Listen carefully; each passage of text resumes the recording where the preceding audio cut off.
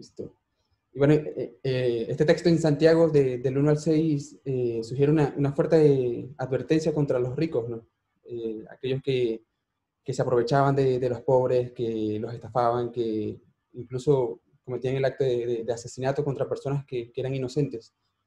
Y nos da una idea acerca de cuánta maldad puede haber en personas que tienen tanto poder, porque la riqueza podría traducirse en poder, y en cómo estas personas lo han utilizado para su propio beneficio, pero dañando también a los otros, a los más vulnerables. Y bueno, nosotros como podemos empezar a formular como ciertas enseñanzas acá, y es difícil tomar una decisión en cómo podemos abordar esta enseñanza, porque podríamos tomarlo desde una perspectiva en la que, no, sí, miren cuán malos son los ricos y la manera en la cual estos pueden oprimir, y sobre todo que en este texto no sugiere ni siquiera una escapatoria, ¿no?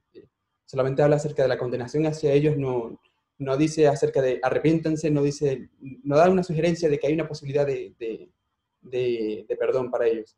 Entonces podríamos hablar acerca del juicio hacia los ricos opresores de los cuales no hay escapatoria.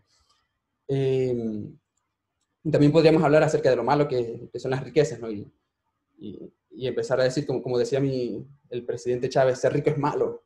Y podemos empezar a hablar acerca de que no podemos ser cristianos si somos ricos, porque los ricos están condenados según la palabra.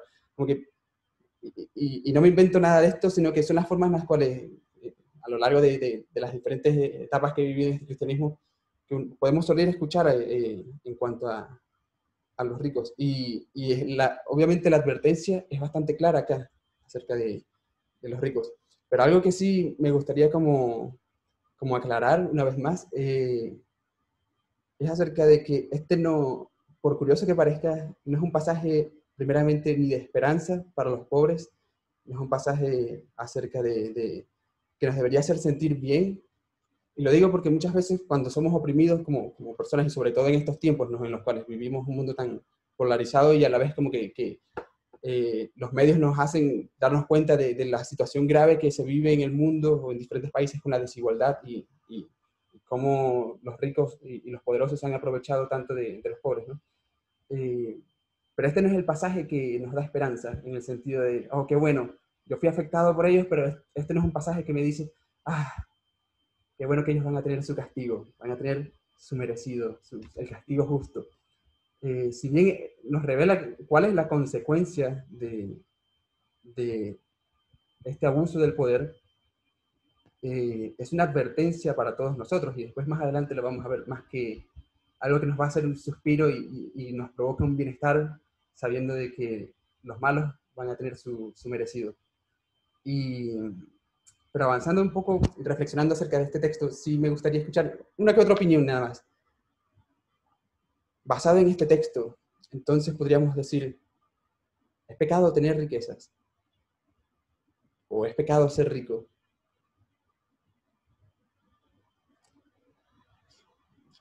¿Quién se atrevería a decir un sí o un no? O a expresar una opinión.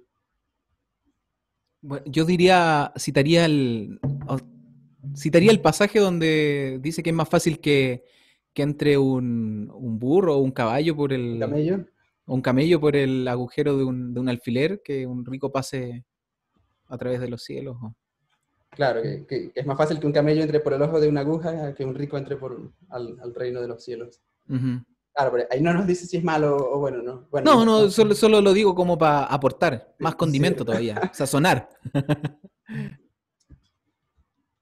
Pato se pone imparcial, él no quiere decir que no, pero tampoco que sí. Como decimos acá en Chile, no se moja el potito. Es un tema bastante complicado, ¿no? Y otra pregunta, vamos a ver, ya que nadie se quiere responder. ¿Alguien quisiera ser rico aquí? Mano excedida, dicen. ¿Por qué no, mano? Vamos, ¿por qué no? Bueno. Porque me excedo. Ah. Me voy a exceder mucho. No, pero sí, me gustaría. ¿Para qué me preguntan si sabe cómo me pongo? Claro, con dinero se transforma.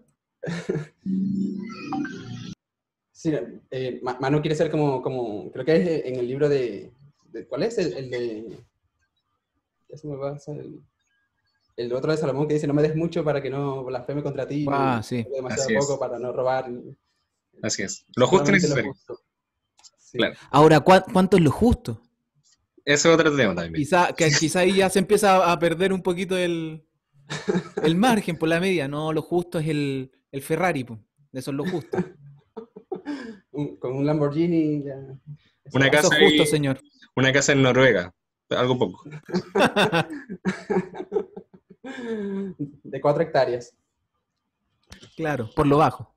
Sí, por lo bajo.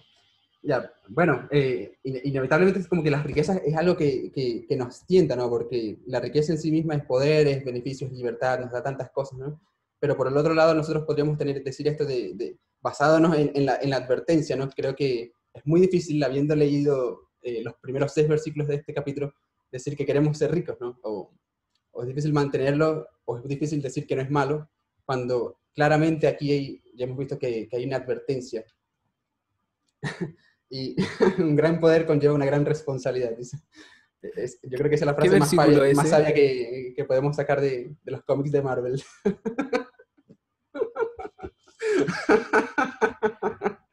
Primera de Marvel. Es de Marvel.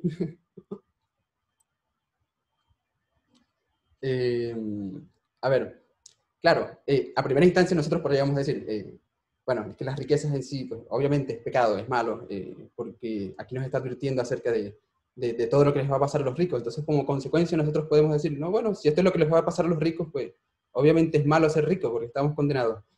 Pero en sí, si nos ponemos a detallar un poco más este texto, nos damos cuenta acerca de cuáles eran las características que acompañaban a estos ricos. ¿Quién recuerda algunas de las que leímos allí?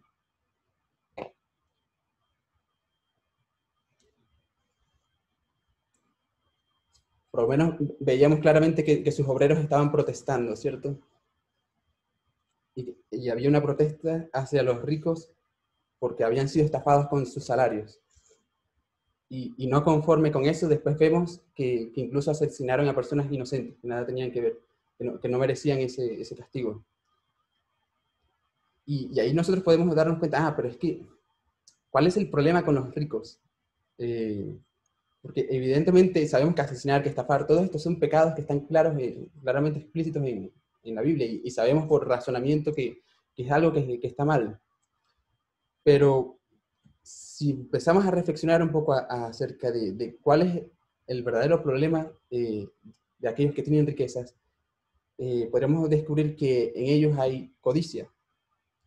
Y esa codicia es la que produce que estas personas estafen, que estas personas asesinen, que estas personas se aprovechen de los más vulnerables, de los que tienen menos. Y claro, ¿qué es la codicia? Nosotros podríamos decir, bueno, la codicia se puede definir como un afán excesivo por obtener las riquezas. Cuando digo un afán obsesivo significa, bueno, estar dispuestos a hacer casi lo que sea con tal de conseguir aquello que deseamos con tantas ganas, con tanta fuerza. Y ese es el problema. Porque ahora podemos decir, la codicia es el afán por tener riquezas, el afán por tener bienestar. ¿Quién no quiere tener bienestar? ¿Quién no quiere estar bien? ¿Quién no quisiera, quién no se sueña a veces con tener cosas, bienes materiales, con tener tranquilidad, hablo de la libertad de poder salir, viajar, de ayudar a su familia incluso? Todos podremos, en cierto modo, tener ciertas ambiciones, ¿no? Para conseguir cierta, pues, tranquilidad en nuestras vidas, y también incluso por amor a la familia poder ayudar a otros. Pero la pregunta está en qué tanto estamos dispuestos a hacer nosotros para conseguir esas cosas y qué estamos dispuestos a sacrificar. Nosotros podemos ver en Santiago mismo, en el capítulo anterior, en el capítulo 4 dice, ¿qué es lo que causa las disputas y las peleas entre ustedes? ¿Acaso no surgen de los malos deseos que combaten en su interior? Desean lo que no tienen, entonces traman y hasta matan para conseguirlo. Envidian lo que otros tienen, pero no pueden obtenerlo. Por eso luchan y les hacen la guerra para quitárselo. Entonces podemos decir, está mal trabajar, está mal conseguir, soñar con tener una vida tranquila, una vida próspera, Bueno, quizás no, pero el problema es qué hacemos nosotros para conseguirlo. Porque en eso consiste realmente la codicia. En desear, primeramente, tener más de incluso de aquello que nosotros necesitamos, pero a tal punto de que sacrificamos nuestra moral, que sacrificamos incluso y estamos dispuestos a hacer cosas ilegales o incluso a desobedecer la ley de Dios con el fin de obtenerlo. Y Santiago va con esto, y de hecho en Timoteo, Pedro va un poco más allá, dice, en 1 Timoteo 6:10, desde el 9 al 10 dice, pero los que viven con la ambición de hacerse ricos, caen en la tentación y quedan atrapados por muchos deseos necios y dañinos que los hunden en la ruina y la destrucción. Pues el amor al dinero es la raíz de toda clase de mal. Y algunas personas, en su intenso deseo por el dinero, se han desviado de la fe verdadera y se han causado muchas heridas dolorosas. Y eso hablando de las heridas propias, del daño que se hace a sí mismo. En Santiago habla acerca del daño que se hace a la comunidad, a las demás personas. Entonces podemos ver que la codicia en sí, ese deseo afanoso por tener nuestras riquezas, realmente es un pecado, pero que nos abre la puerta y nos tienta a cometer una serie de otros pecados aún peores, que es todo lo que estemos dispuestos a hacer para conseguirlo. Y ese es el gran riesgo y la gran responsabilidad que conllevaría tener las riquezas. Entonces, nada más, ¿quién quisiera ser rico? ¿Quién quiere tener las riquezas? Sabiendo lo riesgoso o la responsabilidad o el dominio propio que eso llevaría. Y claro, nosotros estamos aquí empezando a hablar, bueno, acerca de los ricos y ¿quién aquí es rico? Levante la mano los ricos. ¿Alguien aquí es millonario? Nadie es millonario acá, ¿verdad? Entonces nosotros podríamos empezar a decir, bueno, es verdad, estoy de acuerdo contigo, Richard, estoy de acuerdo con Santiago, con todas estas cartas. Aún. Bien. Pero es muy fácil estar de acuerdo cuando eso es algo que a mí no me toca. Yo soy pobre, yo soy mero vulnerable, la clase vulnerable. Los ricos, esos son ellos los que están condenados. Es para ellos la advertencia. Y claro, podríamos pensar así en un mundo en el cual los millonarios representan menos del 1%, son como ni siquiera representan el 0,1%, el 0,5% de la población mundial. Y podemos decir, bueno, no hay ningún rico entre nosotros, pasemos la página, esto no nos toca. Pero lo cierto es que diferente al contexto histórico de cuando se escribió esta carta, en los últimos siglos se desarrolló algo que no existía en aquel momento. Una clase que para el momento ni siquiera se vislumbraba y que surge en parte o se extiende en parte por la revolución industrial. ¿Y saben de qué estoy hablando? La clase media. La clase media es algo que surge, que tiene pocos siglos de existencia. Antes, el que nacía rico, moría rico. El que nacía pobre era casi imposible volverse rico. Las clases estaban totalmente divididas. Y el que era rico era muy rico y el que era pobre era muy pobre. Pero en la actualidad es muy diferente a esto. Y es que la clase media primeramente sirve como un punto medio en el cual, es este punto medio en el cual todos podemos ser oprimidos, pero también podemos oprimir a otros. O es también ese puente que nos puede llevar de ser muy pobres a ser de una clase alta. ¿Y por qué lo es? Bueno, ya no hace falta ser rico para poder cumplir con estos requisitos de el opresor. Y un ejemplo que puedo dar, ejemplos como muy cercanos que tengo acerca de esto, como inmigrante, es con mi propia familia. Y ver cómo personas que ni siquiera son millonarios, ¿no? Son dueños de un negocio, contratan a personas, preferiblemente inmigrantes, primero porque están en situación de necesidad, entonces pueden ofrecer un salario bajo, como el límite de la ley, pero exigiendo trabajar muchas más horas. No los informan muy bien, entonces el empleado tiene que estar pendiente porque si no el empleador no paga las imposiciones, no paga las cotizaciones, no paga nada de esto. Entonces podemos ver cómo estas personas estafan incluso a sus propios empleados, y no son millonarios, son personas de clase media que tienen la capacidad de emplear a otros, de contratar servicios, de emplear a otras personas y de estafarlas y de abusar de sus derechos. Y quizás eso es algo un poco más como cercano a nosotros, porque ¿quién quisiera tener algún negocio? Sería genial tener algún negocio en el futuro, ¿cierto?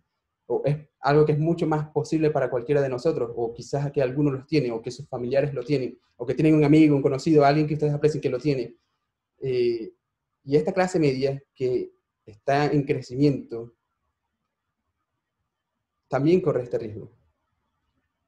Y aplica entonces para nosotros ese principio de qué tanto sacrificamos nosotros por nuestras ambiciones, por nuestros deseos de riqueza, de bienestar, de poder.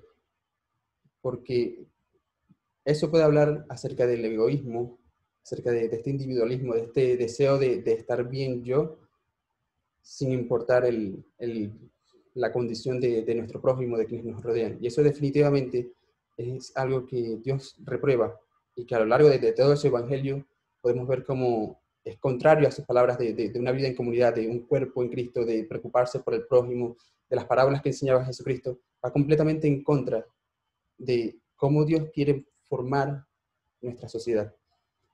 Entonces, ahora en esta pregunta es como, ¿cómo me podría asegurar yo de que no hay codicia en mi corazón?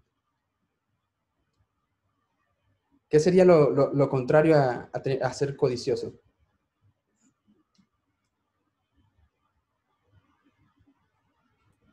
Generoso.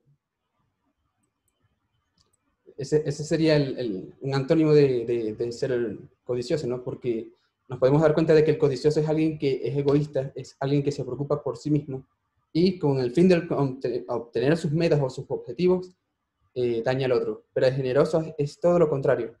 Es alguien que sacrifica incluso su propio bienestar, porque generoso no es aquel que da lo que simplemente le sobra. Generoso es alguien que está incluso dispuesto a sacrificar la parte de su bienestar con el fin de ayudar a los demás. Y eso sin duda es algo que Dios quiere para nosotros y que nos ha estado enseñando en todas sus palabras. Ahora, si nosotros avanzamos un poco más en este capítulo, leemos desde el 7 al 11, dice: amados hermanos, tengan paciencia mientras esperan el regreso del Señor. Piensen en los agricultores, que con paciencia esperan las lluvias en el otoño y la primavera. Con ansias esperan a que maduren los preciosos cultivos. Ustedes también deberían ser pacientes. Anímense, porque la venida del Señor está cerca. Hermanos, no se quejen unos de otros, o serán juzgados. Pues miren, el juez ya está a la puerta. Amados hermanos, tomen como ejemplo de paciencia durante el sufrimiento a los profetas que hablaron en el nombre del Señor. Honramos en gran manera a quienes resisten con firmeza en tiempo de dolor. Por ejemplo, han oído hablar de Job, un hombre de gran perseverancia. Pueden ver cómo al final el Señor fue bueno con él, porque el Señor está lleno de ternura y misericordia. Y esto parece como un paréntesis dentro de este capítulo, porque primeramente habla acerca de la advertencia a aquellas personas egoístas que tienen y se aprovechan de los otros, pero a aquellos que son afectados, que son perjudicados por todo esto, ellos les pide paciencia. Y habla acerca de la esperanza. ¿Cuál es nuestra mayor esperanza? Nuestra esperanza es que Jesucristo va a venir por nosotros, va a venir por su iglesia, de que vamos a tener justicia, de que vamos a tener descanso, que vamos a tener paz. Y nos enseña esto de que hay que esperar esto con paciencia.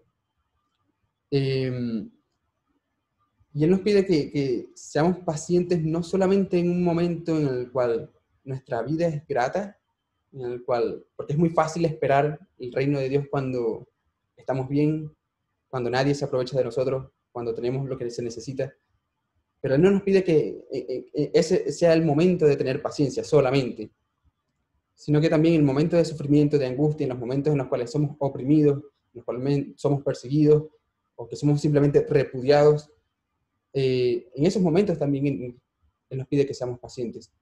Y claro, podemos decir, bueno, aquí estoy sufriendo, pero me viene la recompensa. Los ricos van a ser castigados, se van al infierno y el reino viene para mí. No se trata solamente acerca de la paciencia, ¿saben? Sino que en medio de esa paciencia, en medio de la injusticia, que también nosotros nos mantengamos obedientes. Porque la recompensa no viene producto de simplemente la espera, sino de la obediencia. La bendición de Dios no viene producto de vivir tampoco en sufrimiento, como quien piensa, bueno, es que vivo en sufrimiento, es que porque Dios me está preparando una bendición gigante. Entonces, no se trata de esto, no es la bendición que vamos a recibir, no es proporcional al sufrimiento que estamos pasando, sino que la bendición viene producto de mantenernos obedientes a Dios, indiferentemente de nuestra condición, si somos oprimidos o si estamos en una buena situación. Entonces, en este paréntesis nos habla acerca de esto. Y es curioso el ejemplo que nos da, porque habla acerca de Job, y Job era un hombre rico, ¿no? Y podemos ver que el rico no siempre es corrupto, pero sí podemos ver la perseverancia de Job, la obediencia de Job, tanto cuando fue rico como cuando no, tanto cuando estuvo en salud como cuando estuvo en enfermedad, tanto cuando lo tenía todo como cuando no tenía nada. Y ese es el gran ejemplo que nosotros tenemos, ser pacientes indiferentemente de nuestra condición y ser obedientes para poder recibir esa bendición. Entonces, independientemente de nuestra situación económica, de nuestro estatus, nuestra clase social, lo que Él pide, sea para ricos o para pobres, es que nosotros vivamos una verdadera vida de fe. Y allí más adelante es cuando podemos ver un poco más acerca de lo que es la vida en comunidad. En el versículo 13, Él dice, ¿alguno de ustedes está pasando por dificultades? Que ore. ¿Alguno está feliz? Que cante alabanzas. ¿Alguno está enfermo? Que llame a los ancianos de la iglesia para que vengan y oren por él y lo unjan con aceite en el nombre del Señor. Una oración ofrecida con fe sanará al enfermo y el Señor hará que se recupere. Y si ha cometido pecados, será perdonado. Confiésense los pecados unos a otros y oren los unos por los otros para que sean sanados. La oración ferviente de una persona justa tiene mucho poder y da resultados maravillosos. Elías era tan humano como cualquiera de nosotros. Sin embargo, cuando oró con fervor para que no cayera lluvia, no llovió durante 3 años y medio. Más tarde, cuando volvió a orar, el cielo envió lluvia y la tierra comenzó a dar cosechas. Mis amados hermanos, si alguno de ustedes se aparta de la verdad y otro lo hace volver, pueden estar seguros de que quien haga volver al pecador de su mal camino, salvará a esa persona de la muerte y traerá como resultado el perdón de muchos pecados. Entonces, claro, ya venimos hablando acerca de aquellos, los ricos o los opresores, ya venimos hablando acerca de los que son pobres, de los que también, indiferentemente de esto, debemos ser pacientes, de los oprimidos y todo esto, pero Dios no es un Dios que tampoco nos deja desamparados. Y podemos ver que la primera herramienta que Él nos ofrece es la oración. Y sabiendo que por medio de la oración, de la comunicación que nosotros tenemos, de la comunión que tenemos con Él, Él nos puede orientar, nos puede fortalecer, nos puede guiar, nos puede bendecir. Y también podemos ver que los momentos que son difíciles para nuestras vidas es un momento ideal para ejercer la fe, para vivir en fe, para creerle a Dios. Así que también los momentos en los cuales pues, hay abundancia o estamos bien, es un momento para ejercitar la gratitud. Es por eso que aquí dice en el versículo 13, ¿alguno está pasando por dificultades? Pues que ore. ¿Alguno está feliz? Bueno, que cante alabanzas. Indiferentemente de la situación, debemos tener a Dios presente, sea porque lo necesitamos a Él, es el mejor a quien acudir, pero también cuando estamos en buena situación, pues agradecerle por lo que nosotros tenemos y lo que nos ha dado. Y claro, el contexto en el que nos revela esto, ¿no? Podemos ver que el resultado que Dios quiere de haberlo conocido, es que nosotros tengamos una vida en comunidad.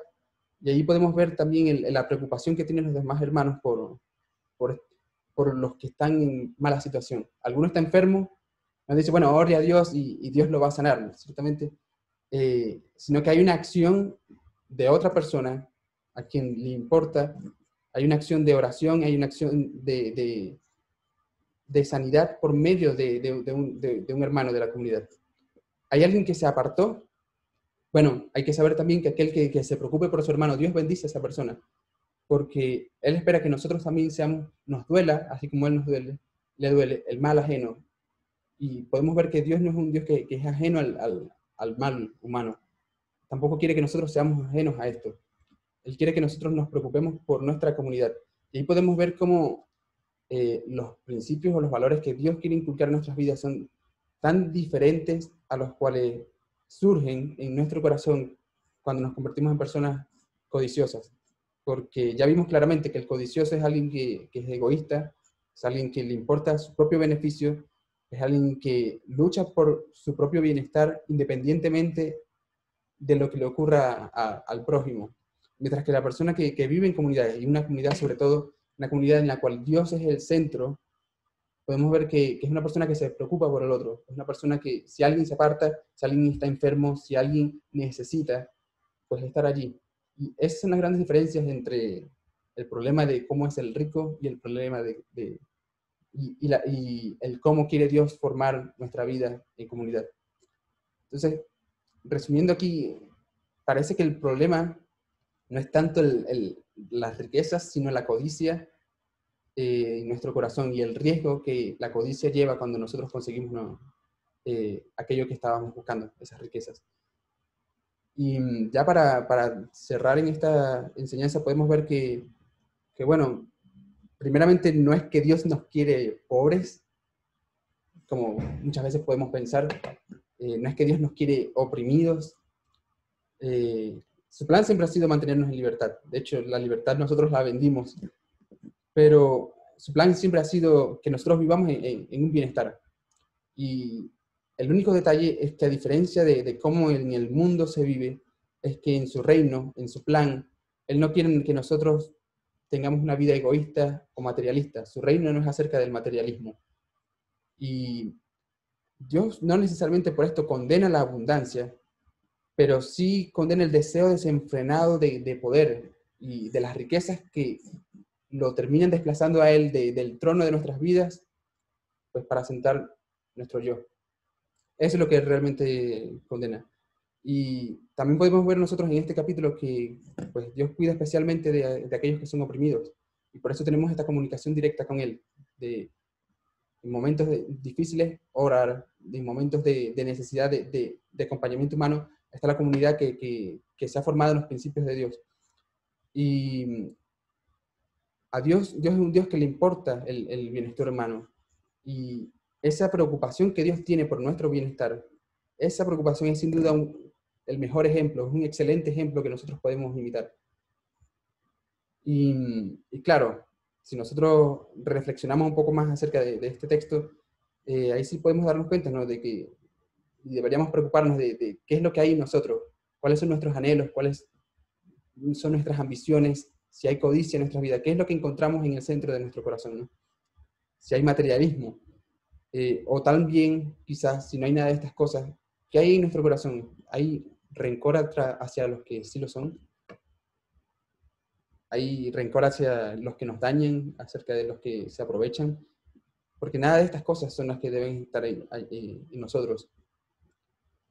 Y nuestra mayor ambición, si hay algo que nosotros podríamos ser ambiciosos en el reino de Dios, debería ser la de amar a Dios y la de honrarlo y la de ponerlo en el centro de todo lo que nosotros hacemos, que sea el centro de todo lo que hacemos, de lo que tenemos, y que Él sea nuestra mayor esperanza, que su reino sea nuestra mayor esperanza. Esa sería la mejor ambición y la mayor ambición que deberíamos tener. ¿Y por qué? Bueno, eso no solamente nos va a encaminar hacia la vida eterna, sino que esa es la mejor fórmula para que nosotros, aquí en la tierra, podamos conseguir el bienestar y nuestra felicidad. Y bueno, esta es la corta enseñanza que había preparado para hoy.